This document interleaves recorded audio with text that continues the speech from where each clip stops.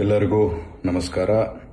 ಕಳೆದ 2 ದಿನದಿಂದ ನನಗೆ ಸಾವಿರಾರು ಸಂಖ್ಯೆಯಲ್ಲಿ ನಮ್ಮ ಸ್ನೇಹಿತರು, ದೇಶಗಳು ಎಲ್ಲರೂ ಕರೆಯನ್ನು ಮಾಡಿ ಈ UAE ಕ್ರೈಸಿಸಲ್ಲಿ ತಾವು ಸಿಲುಕಿದಿರಂತೆ, ತಾವು ಯಾವ ರೀತಿಯಲ್ಲಿದ್ದೀರಿ, ತಾವು ಸುರಕ್ಷಿತವಾಗಿದ್ದೀರಾ ಅಂತೇಳಿ ತಮ್ಮ ಆತಂಕವನ್ನು ವ್ಯಕ್ತಪಡಿಸ್ಕೊಂಡ್ರು ನನ್ನ ಹತ್ರ. ನಾನು ಎಲ್ಲರಿಗೂ ಹೇಳಕ್ಕೆ ಇಚ್ಛೆ ಪಡ್ತೀನಿ, ಯಾರೂ ಆತಂಕಕ್ಕೊಳಗಾಗೋದು ಬೇಡ. ನಾನು ಸುರಕ್ಷಿತವಾಗಿದ್ದೀನಿ, ನಮ್ಮ ಕುಟುಂಬ ಸುರಕ್ಷಿತವಾಗಿದೆ.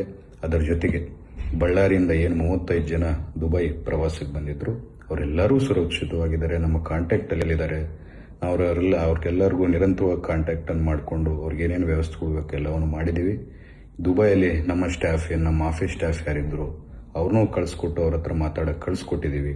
ಅವ್ರಿಗೇನೇನು ವ್ಯವಸ್ಥೆ ಬೇಕು ಅವ್ರನ್ನೆಲ್ಲ ವ್ಯವಸ್ಥೆಯನ್ನು ಮಾಡೋಕ್ಕೆ ನಮ್ಮ ಸ್ಟಾಫನ್ನು ಕೂಡ ಕಳಿಸ್ಕೊಟ್ಟಿದ್ದೀವಿ.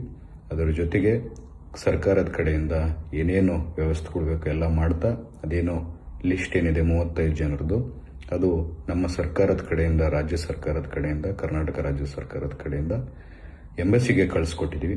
ಅತಿ ಶೀಘ್ರದಲ್ಲಿ ಏರ್ಪೋರ್ಟ್ ರಿಸ್ಯೂಮ್ ಆಗಿದ ತಕ್ಷಣ ನಮಗಿರುವಂಥ ಮಾಹಿತಿಯಲ್ಲಿ ಅತಿ ಶೀಘ್ರದಲ್ಲಿ ರಿಸ್ಯೂಮ್ ಆಗುತ್ತೆ ಏರ್ಪೋರ್ಟ್ ಅನ್ನೋದು ಮಾಹಿತಿ ಇದೆ. ಏರ್ಪೋರ್ಟ್ ರಿಸ್ಯೂಮ್ ಆಗಿದ ತಕ್ಷಣ 35 ಜನನ ನಮ್ಮ ಬಳ್ಳಾರಿಗೆ ಸೇರಿದಂಥವ್ರನ್ನ ನಾವು ನಮ್ಮ ರಾಜ್ಯಕ್ಕೆ ಕರ್ಕೊಂಡ್ಬರ್ತೀವಿ ಅಂತ ಹೇಳ್ತಾ ನನ್ನ 2 ಮಾತನ್ನು ಮುಗಿಸ್ತಿದ್ದೀವಿ. ಜೈ ಹಿಂದ್, ಜೈ ಕರ್ನಾಟಕ.